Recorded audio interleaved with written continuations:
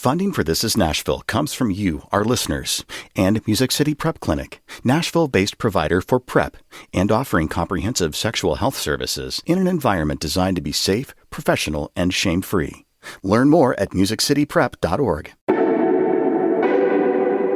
I'm Khalil Ekolona, and this is Nashville. Heiman, Strickland, McKissack.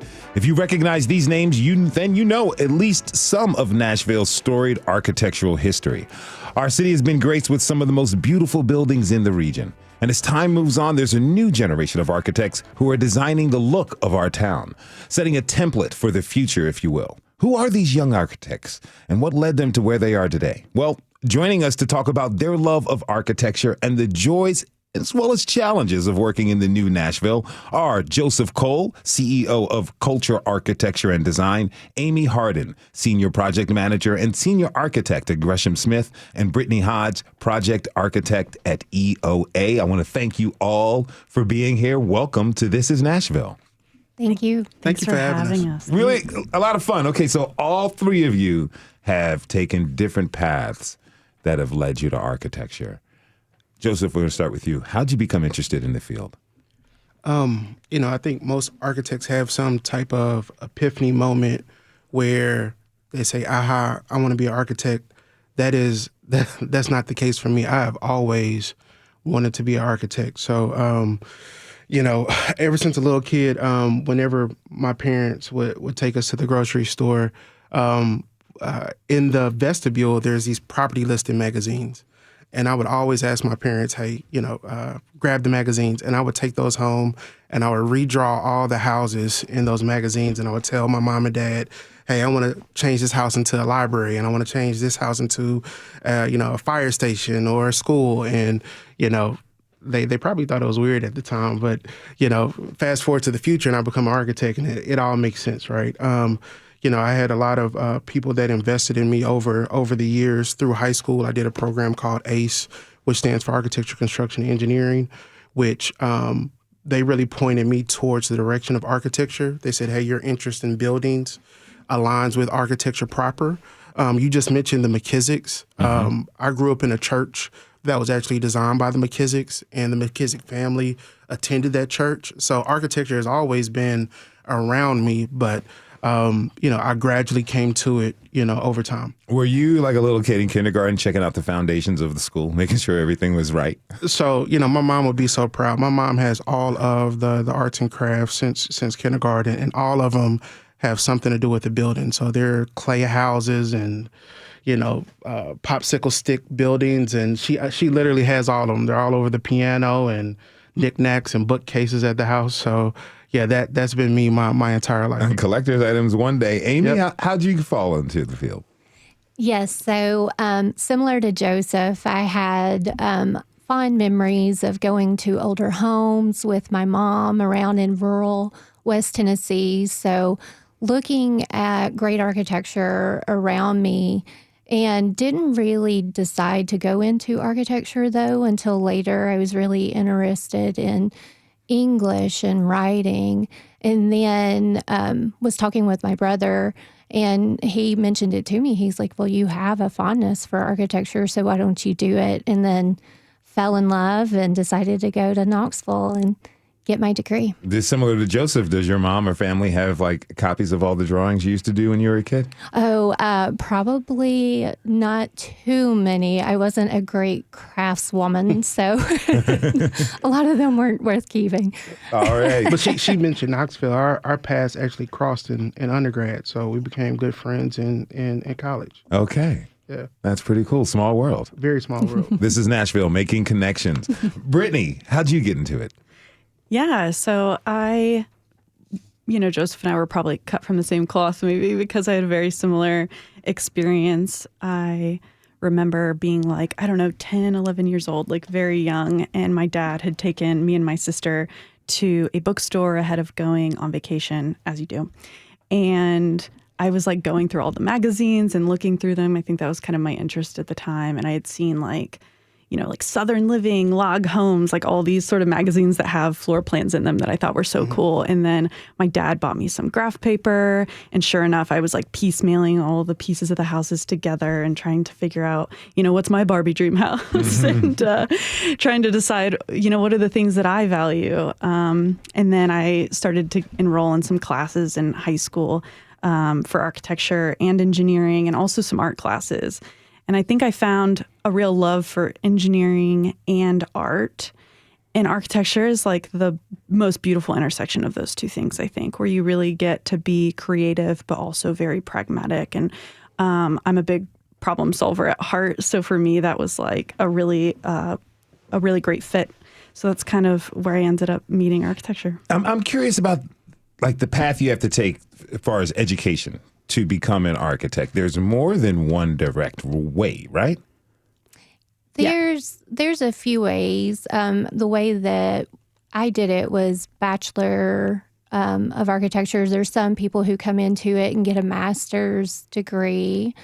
Yeah, it's kind of in terms of education, there's like 5-year programs, which a lot of, I think, the South has, which is a 5-year professional degree. And then I did what we kind of refer to as a 4-2, which is a 4-year of undergrad and then a 2-year master's. And that's kind of the route I took. And I took a little time in between those two things, which I think was really great to get some experience out in the world, to be able to then go back and to my master's program with some real world knowledge on how I can apply that in school. Joseph? And then I did the 5-year program myself, but we actually have some people on our team at Culture that did the 4+3 program, so 7 years. So I don't think a lot of people realize that architects go through so much schooling. It's almost like becoming a doctor. So And you continue to go to school and to continue training throughout your careers, right? Right. So, you have the schooling, and then, I'm a little older, so we call it an internship, but it's more like an apprenticeship.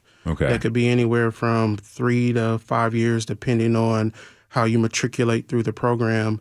And then there's a series of 7 tests that I believe the shortest one is like 4 hours long, at least when I took it. So. I think they've updated it to 5 tests now. Oh, see? Yeah, I'm OG. Lucky dogs. Yep. All right, so tell me about like in the apprentice stage of your training.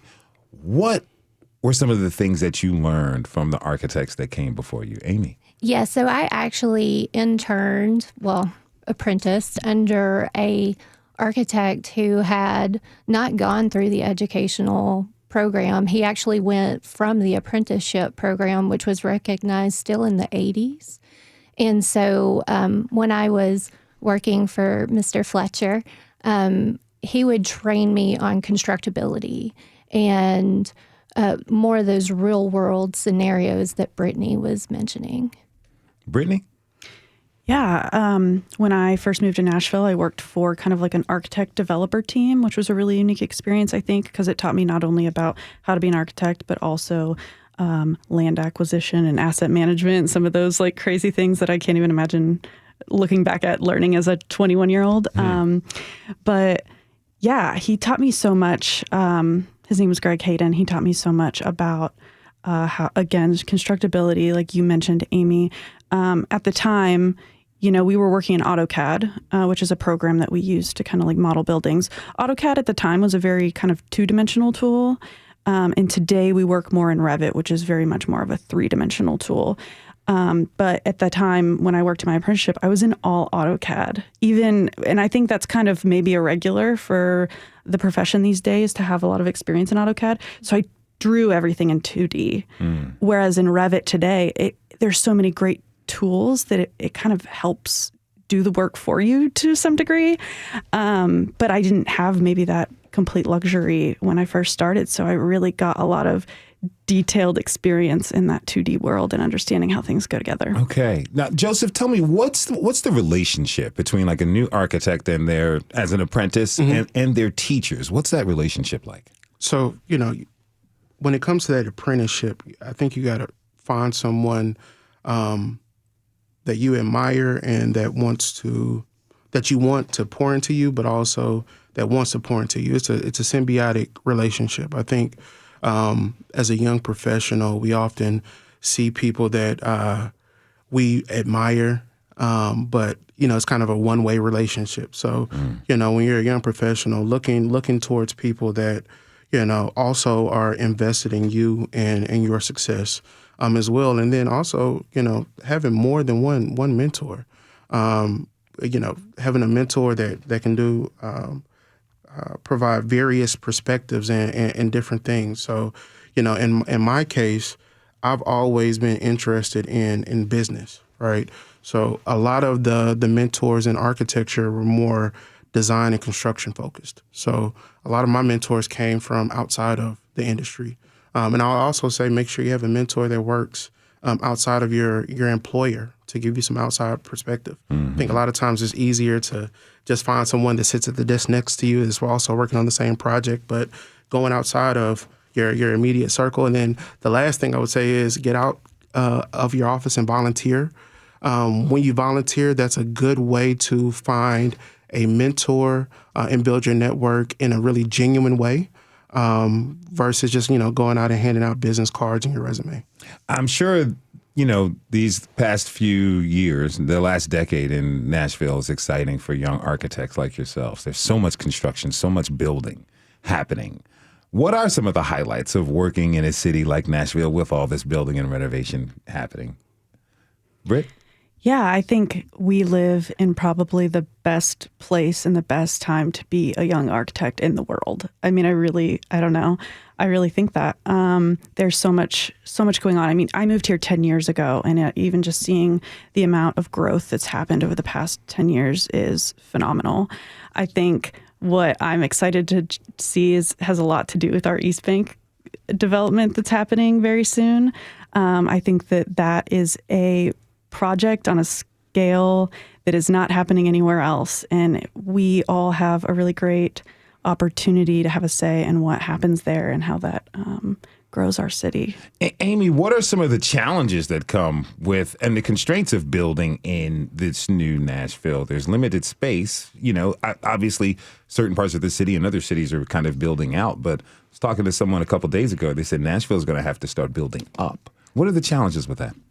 So there are a lot of historical properties and existing fabric that we want to maintain just because of the history of Nashville, but we also need to accommodate this great new growth. We just need to be really deliberate in how we're doing it. And so, looking at our planning guidelines and the possibilities of how we're doing infill on these odd lots, it's a lot of opportunity. There's a lot of possibility there. So it's about moving fast, but being really thoughtful. Mm-hmm. The shelf life on a building, it can expire, and there's a few choices. Tear it down, build a new one, renovate, and retrofit to meet the updated codes and requirements. What are some of the deciding factors with some of these historical buildings we're looking at, Amy? So in some cases, there is the protection that might be warranted for some of these buildings if they're in a historic overlay, and if there's actually parameters that provide guidance on the protection of it. Of course, there's a cost analysis about if it's really beneficial to retrofit those buildings. That comes into a big play about what is the cost analysis for that client. And you're shaking your head in agreement, Joseph. Is that something like, I understand like to retrofit a building, it's got to be affordable for it. But what about like the environment and sustainability? I know we're going to get into that a little bit in the next segment, but I'm just curious about how those options play into the decision whether to preserve a historic building or not. Yeah, I think it all comes down to, a variety of factors when it comes to sustainability. We're looking at carbon footprint. We're looking at, what the new program is that'll be on that site. So it has to be a holistic approach when we're looking at, how are we going to rehab this building and what goes into the new building. I think a lot of times when it comes to existing buildings, there's a fine line between old building and historic building, right? And it's, this building just may be old and may not necessarily be historic. And is this building actually worth preserving? Gotcha. Okay, now, Brittany and Joseph, I understand that your firms are on the team national. there's a national team, but you're representing the local firms that are a part of working on the new Titan Stadium. And I know you guys can't talk too much about the specifics of that, but how does that work? How is the work divided between the national and the local teams? I'm curious. So with that, there's an architect of record, and that architect of record is TVS, and they're based out of Atlanta. And then the local firms, that being Culture, Architecture, and Design, EOA, and then Community Solutions by Design, are 3 firms here in Nashville, are working underneath their leadership. And in that, we're taking their direction through design and delegation to execute the design and drawings. All right. Now, I understand, Brittany, there's something special happening later on this week that you guys are working on. Yeah, a part of AIA. We are going to have a lecture series for the American Institute of Architects, Middle Tennessee, and we're going to be talking about the potential of a city architect, and that's happening Thursday at the Frist Art Museum. Okay, that sounds really cool. All right, we're going to take a short break. When we return, we'll explore community-based architecture, public architecture, and sustainability in architecture, and how those things can be applied right here in Music City. Stay with us. This is Nashville.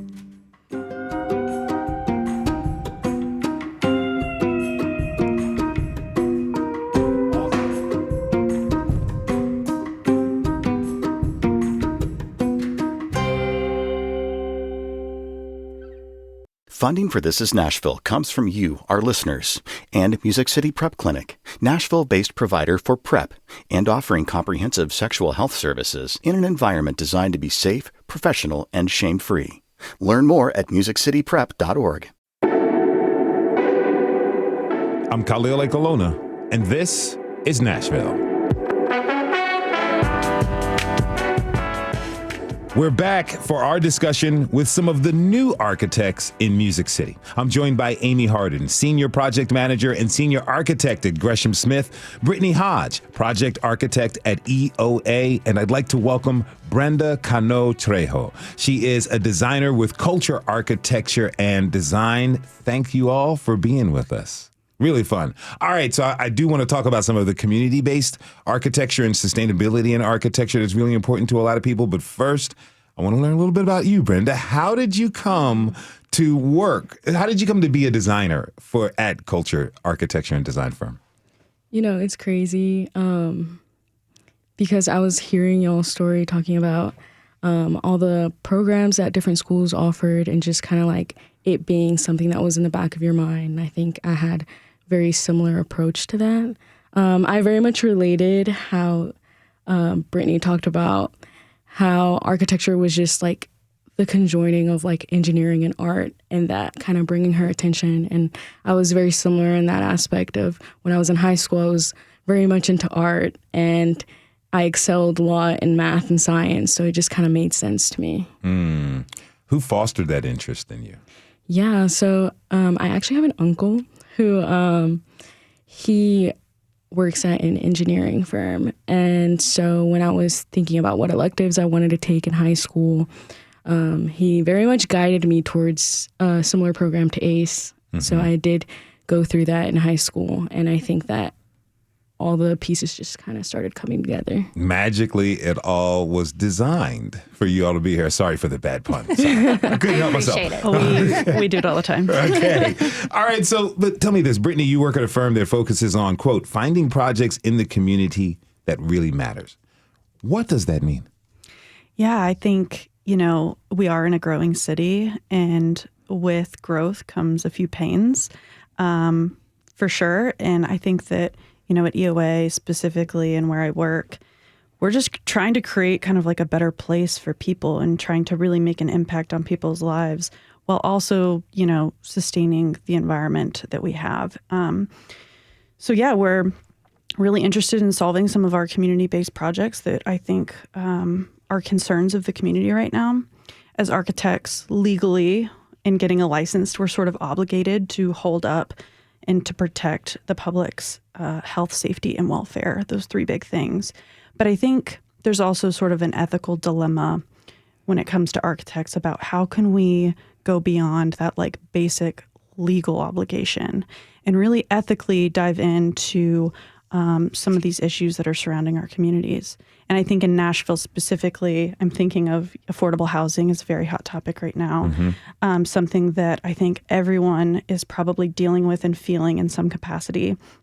Transit as well. It's super interconnected to that. I think we would all love to have a little bit of an easier commute. Historic preservation is always something kind of like on our minds in the community as well. How can we preserve those structures and make sure that they're cherished and celebrated for a long time? And then also sustainability is a huge piece of that. And I think the community is also concerned with, climate change and global climate, and how can we make better, more intentional design decisions around those pieces. What about density? I've only lived here 3 years, but people seem to like their space, where they live, kind of where they're walking, and where they come to gather. They love their space, but the more folks move here, the limited space we have, we're going to have to move up. We're going to have to find ways to practically live on top of each other. What does that look like? How do you all take that into consideration? Yeah, I think density is a really important thing, and some of that's sort of guided by our zoning code. But I think there is sort of an in-between, or like we've often referred to it as the missing middle, where we have these like big, dense, high-rise type buildings, and then we have single-family homes, and sometimes what we're missing is everything kind of in between those two scales. So not just big apartment buildings, but also townhomes, more like 3-story type of buildings that we're interested in finding, kind of in what Amy talked about earlier, looking at how we can find a way to find those pieces in the urban fabric that might be missing to sort of infill with that missing middle. Now, Amy and Brenda, I see you both nodding. And is this something, well, you're all young architects. Is this something that your generation of architects really has in mind as opposed to the older school? Most definitely. I would say the Government Relations Committee with American Institute of Architects here for Middle Tennessee has been advocating for some of these possibilities for the past 4 years, because we started in 2020, but have been slowly rolling that in. And it is definitely a topic of conversation and was pretty popular earlier this year with NEST legislation, and council members are also passionate about it. Okay, so maybe you can answer this for me, Amy. Sometimes you walk into a building and you see a bronze plaque that states that this building is LEED certified, LEED certified. Explain to me what LEED is and why it's important. Yes, so LEED is a system that will look at the building, and there's different kind of qualifications and point systems to where you can get this sustainable building. It exists for new construction, it exists for interiors and existing buildings. And it's been around since the early 2000s, maybe the late 90s. And that's when I got my LEED certification. Okay. Was early on. And it's a really great way to measure your building performance, but also have daylight and look at the health of the occupants for those green buildings. Do all new buildings in Nashville have to be LEED certified? No, they do not. There are some standards. If you're going through the entitlements process here in Nashville, you can opt into that LEED rating system, and you're able to get those additional heights of stories because you're getting those sustainable credits. Okay. Now, Brenda, you are the most recent graduate of the crew. Yeah. Tell me about what it was like in school as you're talking with your fellow would-be architects, and you all are talking about some of the things you would want to design in the future. Did you have conversations about sustainability and design while you were in school with them, or what were they like? Yeah, most definitely. I think being the newest here definitely being more of a younger designer, it's something that is always in the back of our head. I think even when I was in school, we take sustainability classes, issues in city building, like it is something that's very hot topic, I think, coming from a newer generation. Like we have our phones where even if we didn't learn it in school, like we're, learning things online every day and then just kind of putting all the puzzle pieces together. And I think that, when you look at community, sustainability and everything, like it's all intertwined when you think about it. And I think that, definitely coming from a younger generation, I think we love to like have this like holistic view of, you know, how everything intertwines with each other. So.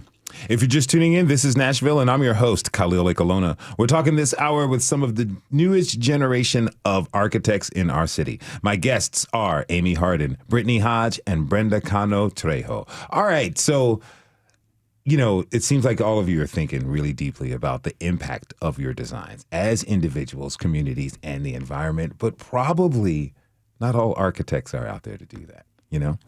I don't want to defame the entire profession. Where is the conflict in that? You're this new generation. You're thinking about sustainable futures, what this city, what the planet is going to be like in the next 50 years while you're here. But I'm sure you have some members of your profession who may not be concerned because they may not be around in 50 years. How do you work through that? How do you talk to them particularly about that? I think there's also, you know, an expectation of our profession, and I think we're putting more on ourselves as part of the new generation and new architects.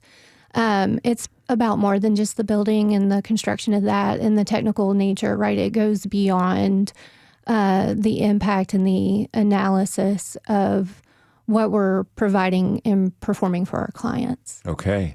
I'm curious about the materials needed for like some of these sustainable projects. Do any of you, do you follow the work of like material experts to stay abreast on the latest developments of new stuff? Brenda? Yeah, 100%. I think having good relationships with, you know, different manufacturer reps is really important, you know, having lunch and learns where you're sitting down with them, talking about the product that they're representing. We call them CEUs. We're always, I mean, I was talking about this with Brittany earlier, how we're in a profession where we're constantly learning, always a student. So obviously we're not going to know everything about every product that we're introducing into a project, but that's where it's like important to like do your research. Is there something else out there that might help the environment more, you know, like staying on top of things, you know? And technology is always moving forward. So, you know, different manufacturers are finding different ways of creating products in a more safer way.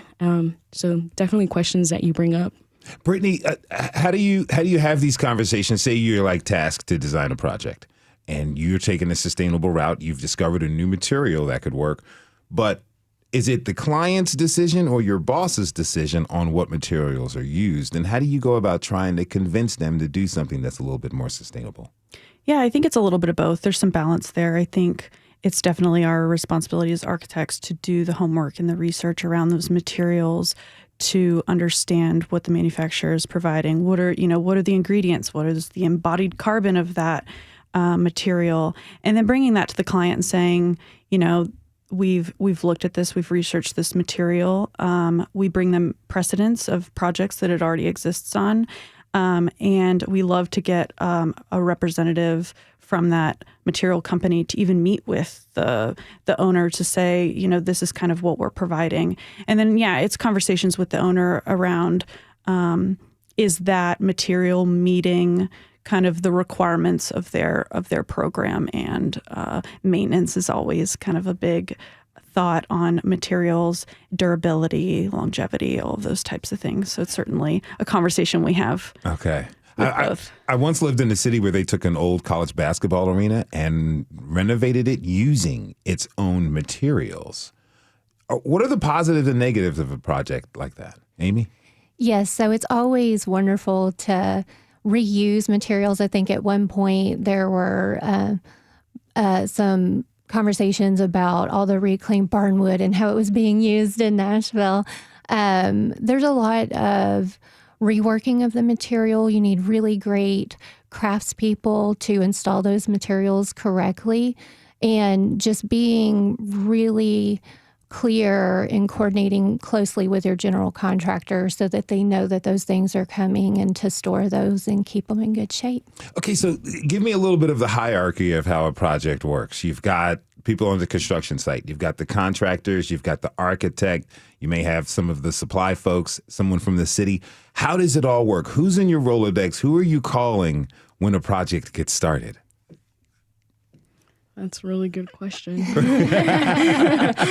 I would say there's typically an owner-architect-client relationship, and there's a primary contact from each of those folks who are coordinating closely all the time. One of the conversations years ago was like the three-legged stool, right? You need balance, and those three parties are coordinating together the whole time. So that's pretty much the core team that's moving together throughout the project. And then do you all have relationships with contractors? Do you talk to them while they're out there if you happen to walk by a site? Yeah, absolutely. Having a relationship with a contractor, I think, is paramount, and to create sort of a symbiotic relationship with that contractor that nobody's, pointing fingers or where kind of conflict comes in. I think it's really about working as a team together, and that's why being able to, the first thing that on a project that I want to do is I just want to get everyone in a room together and figure out how can we all work as a team together and make sure that this project is successful and it is a win-win-win. So I think that that's kind of how I would answer that. How many projects are you all working on at one time? I imagine it takes a while to just design one. Do they have like 3 buildings and a bridge for you? Like, how does it work? So I'm working on quite a few. I would say probably averaging about 8 projects right now, but my role is different as a project manager. I'm coordinating with the team and being sure everybody has what they need. So I'm a big collaborator and coordinator. But yeah, I would say it's probably different for Brittany. Yeah, for me, it's kind of like I typically have one big project that I'm working on in terms of design and really getting my arms around that project and carrying it through each phase of design. And then I may have kind of projects that are that I did work on the design, 1 to 2 years ago, but now it's being constructed. And so I'm working with the contractor to figure out all the details in the field that we may need to coordinate on to make sure that it happens. So maybe 2-3 projects at a time for me. Okay, this might seem like a really weird question, but you said something that sparked interest to me. Sometimes on television and film productions, they're shooting the movie, they have to rewrite a scene. The writer is there. Has there ever been a situation where things are designed, but you're working with the contractor because the project is started and you have to redesign something? What is that like? Change management is real. It happens all the time, especially with renovations. You're reacting to some unforeseen condition that wasn't picked up in a building scan or by a site assessment. So there's revisions that happen, and you're working with the contractor during that phase to just get him revised, accurate drawings and being a good partner. Mm-hmm. I kind of want to talk about the future and some things that I've seen. I've heard of and I've seen buildings across the country and in cities where the roofs are being used as green spaces. Sounds like a really cool idea. Sounds like something that would work here in Nashville. Brenda, do you know of anybody who's got that type of idea, or is it something you would like to do? Definitely something I would like to do in the future. Creating green spaces and just very livable spaces is definitely high up there. When I think about what I want Nashville to look like in the future, ergonomics, I think, goes hand in hand with that too, like always keeping in mind who's utilizing the space and being very conscious about different design decisions that you take when you're designing something. So, yeah. Would a sky bridge work? A sky bridge / green space in downtown Nashville? I'm not necessarily sure if it would work in downtown Nashville. But, who never knows? The sky's the limit. Have you all heard of other like super sustainable innovations that are out there? I would say some popular current sustainable design would be timber frame construction. That has been pretty popular here lately. What's that? So it's a type 4 construction for all my architecture friends out there, but it's heavy timber and there's cross-laminated timber, and that's been a great popular conversation. There's also just analysis in the carbon that goes into concrete. So looking at how we're offsetting some of the carbon use within those superstructures. All right. I want to thank all of you for being here. I want to thank my guests, Amy Hardin, Senior Project Manager and Senior Architect at Gresham Smith, and Brittany Hodge, Project Architect at EOA. Thank you both for being with us today. Brenda, Cano, Trejo is going to stick with us through the break. We're going to take one last break. When we return, we'll look at culture and the culture of architecture here in Nashville. You can join the conversation by tweeting us at This Is Nashville. We'll be right back.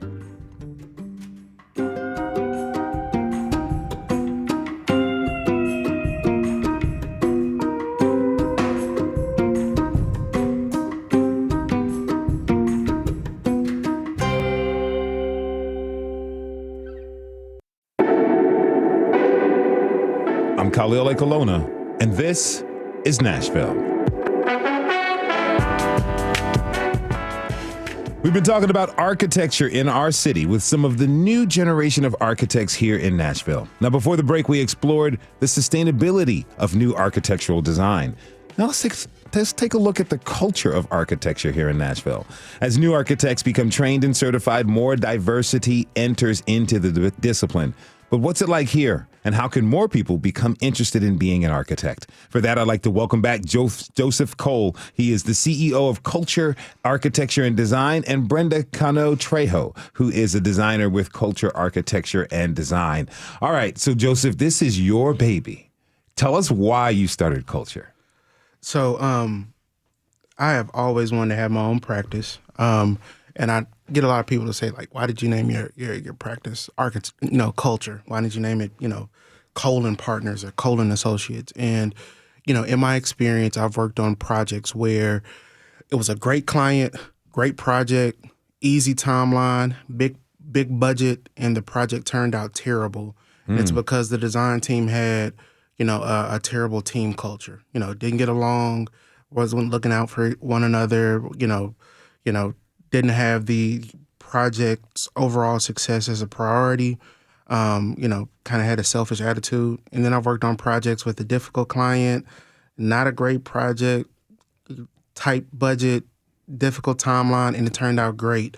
It's because we had, a sense of camaraderie and everyone wanted to see the project turn out great.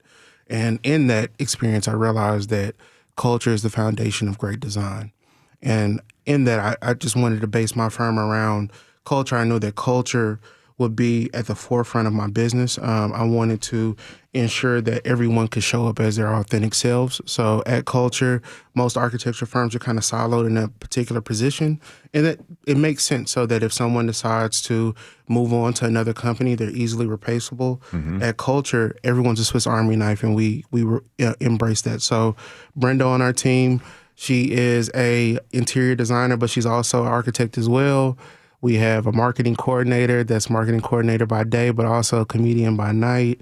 We have a project architect that's also into technology, into teaching. We also have another interior architect on our team that's into architecture as well. So everyone on our team is able to show up as our authentic selves, and we just figure out how to make it work. That's our secret sauce. Awesome. And Brenda, how long have you been with Culture? Yeah, so I'm fairly new. I've been with Culture since last October, so about to hit my 1 year. Okay. So how do you like the environment? As Joseph was talking, I saw you nodding your head about just how everyone kind of coalesces around a project and each other. Yeah, no, I love the environment. I think it's really important to feel comfortable to ask questions as a new designer because, you're always learning. You're never going to know everything. So having a safe space where I can, ask dumb questions, even though no question is dumb. Mm-hmm. And then in general, just finding people who I resonate with. We connect on a lot of different levels, me and my coworkers. So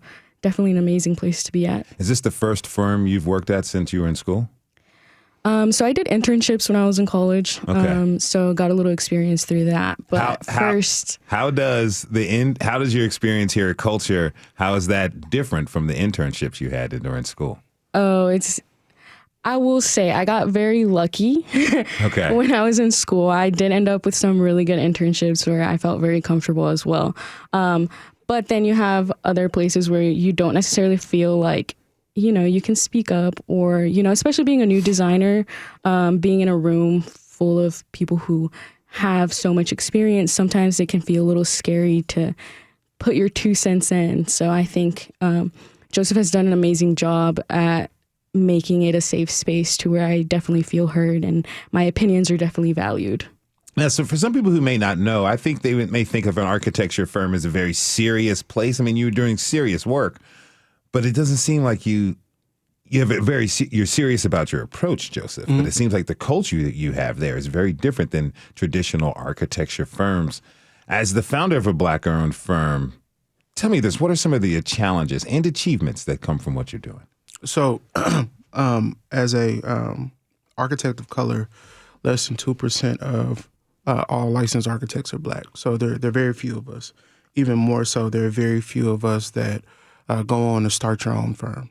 In that our industry is very insular, so a lot of projects come through word of mouth and through recommendations, and that's very tough when you're such a small percentage of the overall industry. So we have to go over and beyond to market our services and to get awareness. So I think we do a pretty good job when it comes to marketing our services, but also marketing who we are. So you mentioned the fun side of culture in that a lot of firms, they typically just market the end product. They show you the buildings.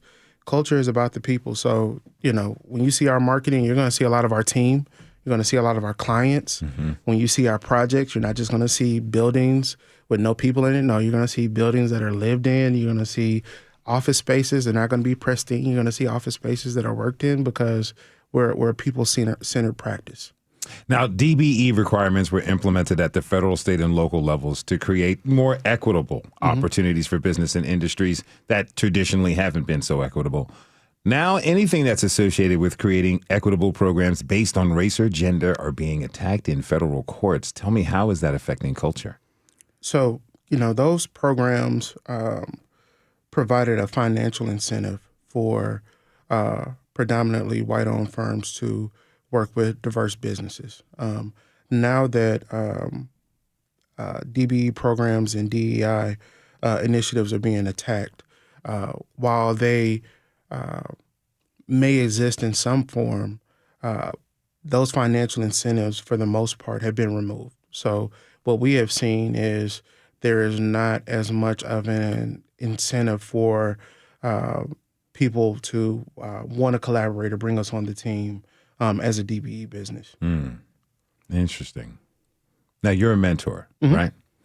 What do you tell young folks about what it takes to be successful in the architectural industry today? I would say there's a level of perseverance. I would say anyone, regardless of race or gender, going to face some adversity in architecture. We spoke earlier. It's a long, drawn-out process to become an architect. And the industry is ever changing. I've had conversations with Brenda where she's like, I still feel like I'm figuring it out. And I'm like, hey, you'll always have that feeling. I honestly feel like that's the draw of architecture, though. Like, you're never going to have it always figured out. It's never going to be boring. Like, you just got to kind of embrace the journey of always growing and always developing your craft. So in that, having a level of resolve, leveraging mentorship, and then, embracing the process. I think that sometimes you can kind of get exhausted or tired of always striving to maybe get licensed or become a project architect or always trying to achieve that next thing, but just going along for the journey. Brenda, tell me, how much is the idea of perfection in the mind of an architect? Oh, it's constant, but you're never going to achieve complete perfection. So I think just always striving to be proud of what you're putting out there, and just having a little bit of grace with yourself 100%. So architecture, in essence, teaches you to come to grips with perfection, but it also teaches you the nature of patience, I imagine. Yeah, 100%.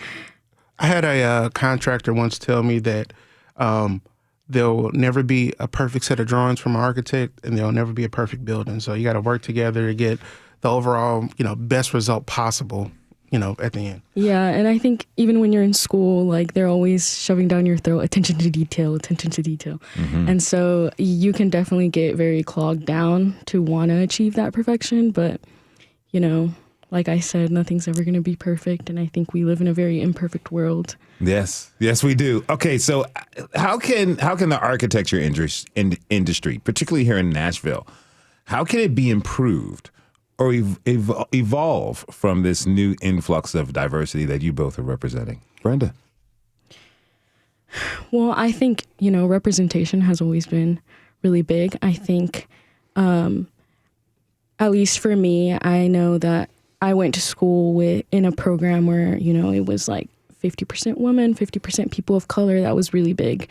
So I know that the up and coming generations, like, they will represent a lot of people. And I think that, we see the importance of representation even in cinema, Mm-hmm. and I think it's the same with like careers because, I have little nieces and nephews where they're like, oh, wow, like you're an architect and, asking me questions and just kind of like putting that seed in their mind of like, this could be you in the future. Uh-huh.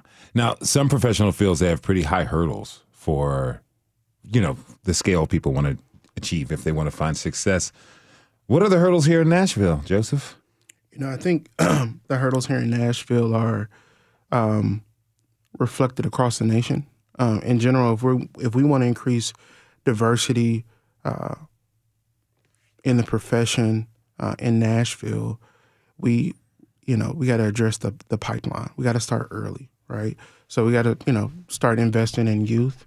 There are a lot of I'm proud to say there are a lot of youth-based programs here in Nashville that introduce children to architecture and interiors and construction and engineering at a young age. So you have programs at the Civic Design Center and with NOMA, with Project Pipeline and with ACE. I think it's a lot easier to introduce a kid that's in middle school or early in high school to architecture versus, you got someone that's graduating saying, hey, I want to do architecture, but they don't have any math or physics or art classes. Mm-hmm. So, addressing that pipeline. And then I would say, also not just the, getting people in the profession, but getting them in impactful roles. So if you're looking at the statistics, architecture has always been known as an old man's profession and really, a old white male's profession, to be frank. So in that, but if you look at the, demographics, you're starting to see that there are, more females in the industry, traditionally more white females in the industry. But unfortunately, they're not in leadership positions. So we got to do a better job of getting more women into leadership positions, getting more people of color in the industry as well. So not just getting people in the, in the door, but actually putting them in positions of influence. Would you advise someone, maybe a young white female who's an architect or someone else, to take a page out of your own book and start their own firm? Yes, but I don't think that everyone's cut out for entrepreneurship. So I think everyone has their own path, and I think you just got to make the best out of the path that you're in. I think that there's a way to have impact, whether you're an entrepreneur, whether you're an employee, whether you're adjacent to the industry. You don't necessarily have to be practicing architecture and interiors proper. You may be working for a nonprofit, but still impacting the profession as a whole. Now, Brenda, tell me this. Say there's someone listening who has a young person in their life who's a master at Legos or popsicle sticks, and they're really making it happen. How would you advise them to support that young person and their natural abilities? Yeah, so, he's mentioning a lot of these programs. I think starting early, definitely. And I think being all-encompassing of what it means to become a designer and an architect, because it's definitely a tough road to go through. And I will say, like, perseverance is going to be your best friend. There's, like, a lot of steps to get to where you want to go. I think just, like, kind of nurturing their creativity and their awe, always letting them ask questions and just, being there for them is really important. All right. I got a minute left. I'm going to ask you both. Hopefully we can get this in. What does your dream city look like? My dream city? Yeah. Definitely green. I know we were talking about green rooftops and all that, 100%. I think walkability too. Let me ride my bike around the city. So definitely less cars, more green. Less cars, more green. I like how that sounds. Joseph, describe your green city to us? I definitely agree with Brenda on the walkability, but I would say probably my ideal city is a city that's inclusive of all classes. I think as Nashville grows, we got to do a better job of, I kind of bristle at the whole idea of New Nashville, because I think a lot of native Nashvillians don't see how they fit into the new Nashville. They don't see a place for themselves in the new city.